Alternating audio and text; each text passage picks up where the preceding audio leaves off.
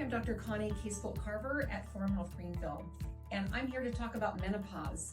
Now, we've all heard the common symptoms of menopause: night sweats, hot flashes, poor sleep, low libido, weight gain around the middle. In fact, the average weight gain is now close to 20 pounds just from losing our hormones.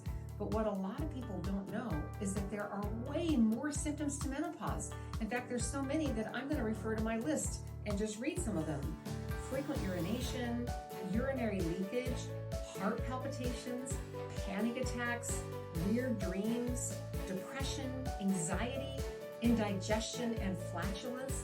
Did you know these were symptoms of menopause? So you don't want to address those with a different drug for each of those symptoms. No, you want to replace the missing hormones so that your body can recalibrate and you can feel like yourself again. So if you recognize yourself in any of that, we can help you. So please reach out to us, and we hope to see you soon.